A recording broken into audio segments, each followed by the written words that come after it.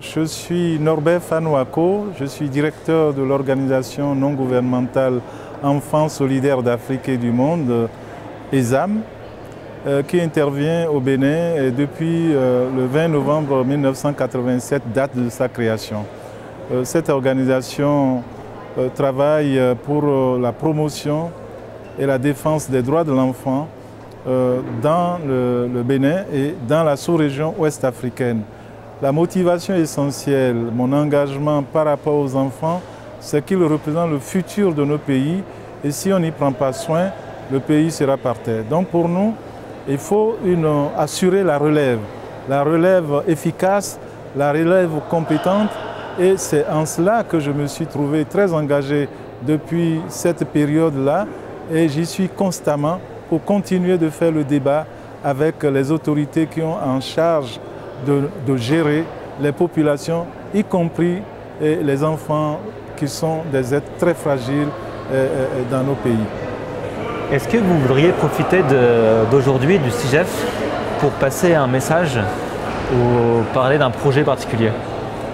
Merci. Je pense que le CIGEF est une belle occasion, n'est-ce pas, pour les organisations qui travaillent souvent les mains nues, de s'adresser à ceux qui en ont un peu, de s'adresser à ceux qui ont du cœur pour l'avenir de l'humanité. Et cet avenir-là passe par ce qu'on fait aujourd'hui des enfants qui sont là. Moi, je pense que par rapport à cette plateforme qui est la rencontre des entreprises sociales, j'imagine que les gens sont à l'écoute et que ce que nous disons, ce que nous faisons, ce que nous essayons de faire avec et pour les gens qui sont dans le besoin, eh bien, c'est une question d'amour, d'engagement. Et si j'ai un projet particulier qui me tient beaucoup à cœur, parmi tant d'autres que nous réalisons, c'est le projet de la Maison de l'Enfance. La Maison de l'Enfance est une idée traduite en projet que j'ai soumis à l'appel que le gouvernement français a fait en 2007. J'ai fait partie, mon organisation, ESAM fait partie des organisations qui ont pu être déclarées comme lauréates à cet appel. Et ceci nous a valu un prix de 15 000 €. Donc c'est le prix des lauréats. Et dans notre projet, nous disions que nous devons accompagner, disons, 20 enfants pour qu'ils soient inscrits et maintenus dans le système scolaire à la phase primaire. Et lorsque nous sommes retournés dans la communauté pour dire ben, enfin, nous avons travaillé et nous avons été appréciés par les autorités françaises et nous allons pouvoir faire des critères pour choisir les enfants. La communauté nous dit, mais qui vous voulez laisser? Ici, nous sommes tous dans le besoin. Nos enfants n'ont pas accès à l'école. Et si vous dites que c'est un besoin fondamental pour l'avenir, eh bien, nous pensons plutôt qu'il faut penser à tous les enfants. C'est vrai, la communauté est pauvre et je n'avais pas le choix. Et on s'est dit, mais dans cette affaire-là, il vaut mieux justement que l'on mette en place un système éducatif. C'est comme ça que nous sommes partis pour créer une école qui a commencé par donner les résultats parce qu'il y a l'année passée, nous avions eu 12 enfants en classe d'examen qui ont été inscrits. Les 12 sont reçus. Un résultat de 100%. L'année qui vient de passer, avant la rentrée scolaire, eh bien, nous avons présenté 16 enfants qui sont en classe d'examen parce que c'est les 16 au total qui sont dans cette classe. Les 16 sont présentés, ils sont tous reçus à cet examen. Donc, résultat également, deuxième année, 100%. Et nous nous sommes dit, mais voilà une réponse concrète que les communautés nous ont amené à avoir au profit des enfants. Donc, on s'est dit, mais comment ça se passe? Ça se passe de la façon suivante. Nous avons 6 enseignants que nous avons recrutés qui font du bénévolat parce qu'il faudrait tout au moins leur assurer un minimum pour leur permettre de continuer ce travail d'engagement. Nous n'avons pas de soutien à ce niveau-là.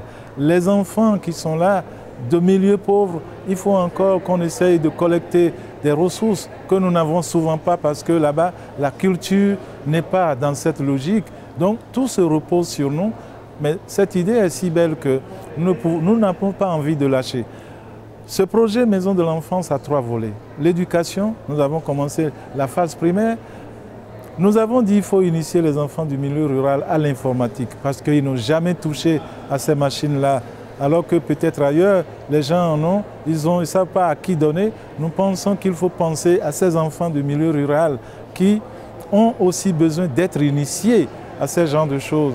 Nous avons dit la deuxième chose qui est importante aussi après l'éducation et l'initiation à l'informatique, c'est la langue de communication.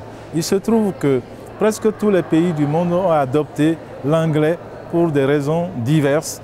Alors, celui qui peut communiquer en langue avec quelqu'un, je suis sûr que ça les rapproche. Ils se comprennent. Ce n'est pas une question de couleur de peau, ce n'est pas une question de politique, ce n'est pas une question de religion, mais en communiquant, je crois qu'on est proche de la même vérité qu'on peut partager. Nous avons dit qu'il faut les initier en langue anglaise. Et la troisième chose importante, c'est que les enfants qui n'ont pas pu aller à l'école, mais qui sont toujours en train de vouloir partir, et c'est dans ça qu'ils subissent la traite, c'est dans ça qu'ils subissent l'exploitation de toutes sortes, nous avons dit, vous partirez, oui, mais vous partirez avec une compétence, d'où la formation professionnelle. Il faut initier ces enfants à avoir de compétences. Et moi, mon appel par rapport à ça, c'est que tous ceux qui nous écoutent et qui ne connaissent pas le Bénin ou qui en ont entendu parler, nous pensons que l'organisation non gouvernementale Enfants solidaires d'Afrique et du monde, ONG ESAM, eh bien, a besoin de tout ce beau monde-là pour qu'on aide les enfants à réussir, à construire plus beau, à devenir meilleurs à ce que nous sommes, parce que apparemment, leurs cris ne sont pas écoutés par les personnes de qui nous attendons des réactions. Donc j'invite vraiment tous ceux qui peuvent nous aider à venir nous soutenir, soit par le parrainage des enfants, soit par des dons divers, soit par la construction de modules de classe, soit par des dons d'ordinateurs pour que les enfants qui doivent être initiés à ça le soient, ou par toute autre idée qui pourrait pousser à ce que ces enfants se réalisent. Nous travaillons également à lutter contre la traite des enfants. Et ça, nous avons dit qu'il faut responsabiliser les communautés, il faut responsabiliser les familles, il faut responsabiliser les communautés locales. Et je pense que nous avons un programme dans ce sens-là. Nous travaillons aussi au niveau de la sous-région ouest africaine en réseau pour que les enfants en situation de vulnérabilité transnationale soient pris en charge, soit d'abord par l'écoute et ensuite, s'il était nécessaire qu'on les retourne dans leur pays, qu'on puisse les accompagner. Ce n'est pas du tout du rapatriement, c'est de faire en sorte que l'enfant, toutes nos actions soient centrées sur cet enfant parce que c'est son avenir qui nous intéresse, parce que demain, il peut être un bon citoyen. L'autre projet dont je pourrais vous parler, c'est le suivi des enfants en milieu carcéral. Ces enfants, un certain nombre d'enfants subissent vraiment des revers, ils sont abandonnés. Vous les voyez dans la mendicité, vous les voyez aussi en train de commettre des impairs pour être pris en charge par la justice et malheureusement ça les conduit quoi? Ça les conduit dans les prisons, ils sont en situation carcérale, mais il y a des conventions qui les protègent, nous travaillons également à assurer leur protection. Je crois que c'est un certain nombre de projets comme ça que nous réalisons et il était bon que j'en parle pour que tous ceux qui ont du cœur, qui veulent nous accompagner, puissent être avec nous. Peut-être qu'il faut que je leur donne notre adresse, je n'en sais rien. Oui, notre adresse, nous sommes donc basés au Bénin. On peut nous joindre par ESAM-8 Bénin, yahoo.fr ou bien par le téléphone plus 229 21 30 52 37 et mon mobile personnel c'est plus 229 95 01 01 95. Je réponds au nom de Norbert Fanouako, directeur de l'ONG Enfants solidaires d'Afrique et du monde. Merci. Merci.